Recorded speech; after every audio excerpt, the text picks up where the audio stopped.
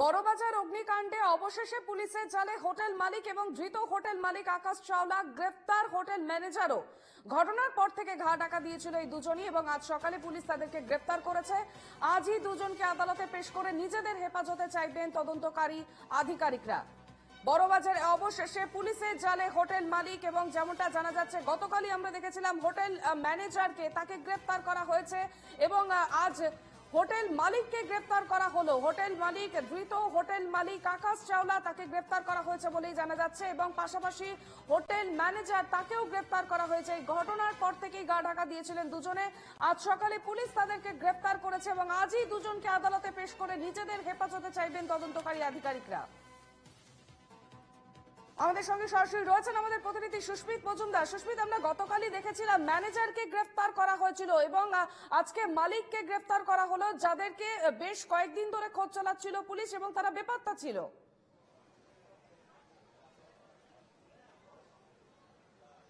দেখো, একেবারেই এই আকাশ চাওলা ঘটনার পর থেকেই কিন্তু তিনি বেপাত্তা ছিলেন, তিনি নিখোঁজ ছিলেন। জোড়াসাঁকোর থানার পুলিশ এবং কলকাতা পুলিশের ডিটেকটিভ ডিপার্টমেন্ট তাদেরকে খোঁজ করছিল।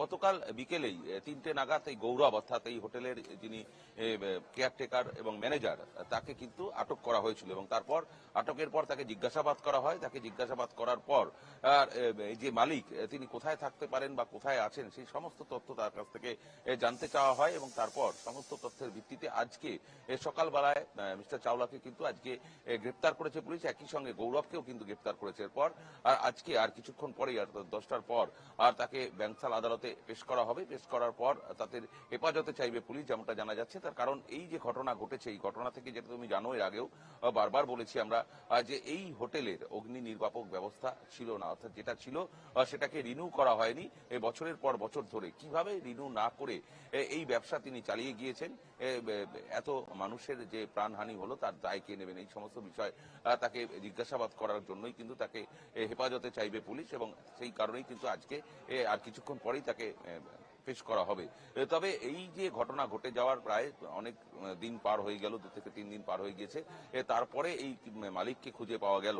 তিনি এতদিন কোথায় গা ঢাকা দিয়েছিলেন, কেন গা ঢাকা দিয়েছিলেন, সমস্ত বিষয়টা কিন্তু এখনো পর্যন্ত পরিষ্কার নয় পুলিশের কাছে।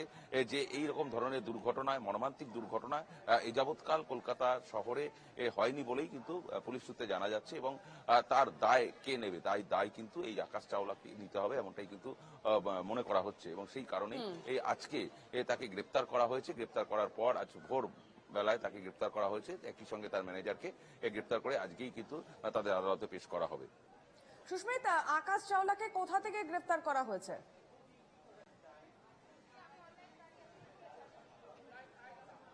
দেখো, এখনো পর্যন্ত পুলিশ সূত্রে যেটা জানা যাচ্ছে, এই আকাশ চাওলা তিনি তার বাড়ির আশেপাশে, অর্থাৎ হাওড়াতে তার বাড়ির কাছে যখন তার পুলিশ তল্লাশি করতে যায় তখন তিনি সেখানে ছিলেন না। আর সেই কারণে গৌরব যে ম্যানেজার, তাকে কালকেই কিন্তু আটক করে পুলিশ এবং জিজ্ঞাসাবাদ করে। জিজ্ঞাসাবাদ করার পর এই গৌরবের থেকেই সূত্রেই কিন্তু আকাশ চাওলা কোথায় ছিলেন সেই বিষয়টা পরিষ্কার হয় এবং সেইখান থেকেই গ্রেপ্তার করা হয়েছে। যদিও তদন্তের স্বার্থে এখনো পর্যন্ত পুলিশ তিনি কোথায় ছিলেন সেই বিষয়টা কিন্তু এখনো পর্যন্ত পরিষ্কার করেনি। তার কারণ পুলিশ যেটা মূলত দুটো জিনিসের উপর নির্ভর করে, যারা তদন্তকারী অফিসার রয়েছেন তারা যে অ্যাকুজদের খোঁজার চেষ্টা করে, মূলত দুটো জিনিসের উপর ভিত্তি করে। এক হচ্ছে সিসিটিভি ক্যামেরার ফুটেজ এবং দ্বিতীয় নম্বর হচ্ছে মোবাইল নেটওয়ার্ক ট্র্যাক করে। কিন্তু দেখা গিয়েছে মোবাইল নেটওয়ার্কেও তার সুইচ অফ ছিল এবং সিসিটিভির ফুটেজ, অর্থাৎ তার যে এলাকা, তার যে বাড়ি, সেই বাড়ির এলাকায় তাকে সিসিটিভির ফুটেজে তাকে পাওয়া যায়নি। পরবর্তীকালে তার যে ম্যানেজার, তার ম্যানেজারের সঙ্গে যখন তারা জিজ্ঞাসাবাদ করে, ইন্টারাকশন করে, তার বিকল্প কোনো নাম্বার রয়েছে কিনা সেই নাম্বারে তার সঙ্গে কন্ট্যাক্ট করা হবে। তারপর তার সেই লোকেশন ট্র্যাক করে তাকে খুঁজে পাওয়া হয়েছে কিনা সম্পূর্ণ বিষয়টা কিন্তু এখনো পর্যন্ত, যেহেতু আদালতের কাছে তাকে পেশ করা হবে, সেই কারণে কিন্তু পুলিশ সূত্রে এখনো পর্যন্ত সম্পূর্ণ বিষয়টি পরিষ্কার জানা যায়নি যে কোথা থেকে তাকে গ্রেপ্তার করা হয়েছে। বেশ, নজর রাখো সুস্মিত, আপাতত ধন্যবাদ।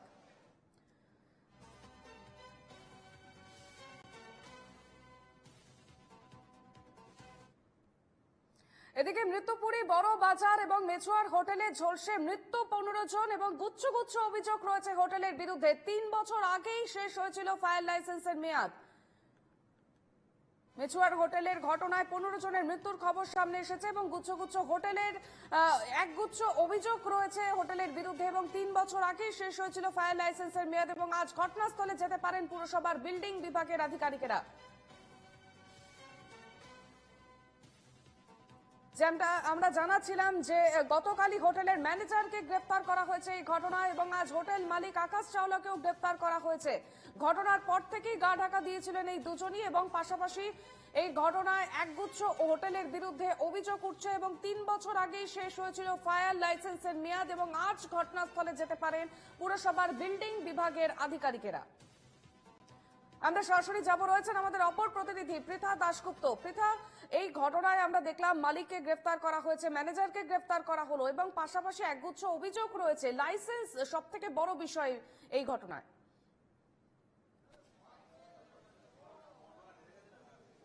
মঙ্গলবার অগ্নিকাণ্ডের পরে আমরা দেখেছিলাম বুধবার দিন ফরেন্সিক টিমের আধিকারিক তারা এসেছিলেন ঘটনাস্থল পরিদর্শন করে তারা এই যে হোটেল, যেই হোটেলের আদৌ লাইসেন্স রিনিউ করা হয়েছিল কিনা সেই নিয়ে ইতিমধ্যে প্রশ্ন উঠতে শুরু করেছে, সেইখানে কিন্তু তারা যান এবং গিয়ে নমুনা সংগ্রহ করেছেন।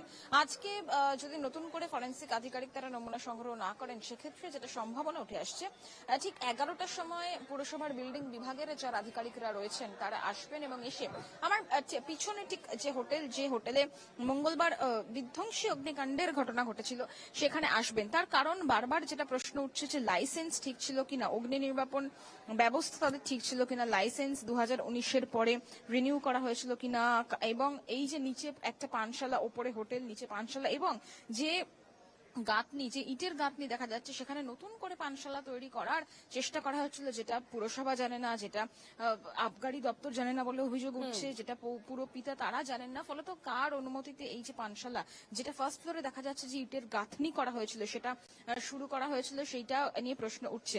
যদিও এই যে পানশালা, নিচে যে পানশালা ছিল তার যে লাইসেন্স সেটা ছিল 2022 এবং সেটাই প্রাথমিকভাবে জানা যাচ্ছে। এবং এই যে নতুন করে পানশালা তৈরির জন্য পুরো যে বন্ধ, অর্থাৎ ইভ্যাকুয়েশন, অর্থাৎ যে ভেন্টিলেশন, সেই ভেন্টিলেশন কার্যত কিন্তু বন্ধ ছিল ঠিকমতো, যে আগুন লাগার পরে ধোঁয়া বেরোনোর জায়গা পায়নি এবং 13 জনের মৃত্যু কার্যত, যেটা জানা গেছে প্রাথমিকভাবে ময়নাতদন্তের যে রিপোর্ট, যে দম বন্ধ হয়ে কিন্তু প্রাথমিকভাবে 13 জনের মৃত্যু হয়েছে, শ্বাসকষ্টের মৃত্যুর কথা বলা হয়েছে। এবং একজন যে লাল যে পাইপ রয়েছে সেই পাইপ একেবারে ভয় পেয়ে তারা তিনি উপরে উঠে পড়েন এবং ওপর থেকে ঝাঁপ মারেন এবং থার্মাল বার্নিং এর কথা সেখানে উল্লেখ রয়েছে। উপর থেকে পড়ার ফলে ফ্যাটাল আঘাতের মৃত্যুর কথাও বলা হয়েছে। এবং ভারতীয় ন্যায় সংহিতার যে ধারা প্রয়োগ করা হয়েছে 105, 110, 124, 125, 287 3/5 এবং 3/7 ধারায় হোটেল কর্তৃপক্ষের বিরুদ্ধে মামলা করা হয়েছে। ইতিমধ্যে হোটেল ম্যানেজার এবং হোটেল মালিক তাদেরকে গ্রেফতারও করা হয়েছে। তবে কলকাতা পুরসভা ট্রেড লাইসেন্সের বিভাগে নথি অনুযায়ী ঋতুরাজ বলে কোনো রেসিডেন্সিয়াল হোটেল নেই বলে এটা সূত্র মারফত জানা যাচ্ছে। যে নামে লাইসেন্স নেওয়া ছিল 6 নম্বর মদনমোহন লেনের এই ঠিকানায় বলরাম প্রপার্টিজ প্রাইভেট লিমিটেড একটা গেস্ট হাউস এবং ঋতু আহার নামে একটি রেস্তোরাঁর উল্লেখ করা ছিল।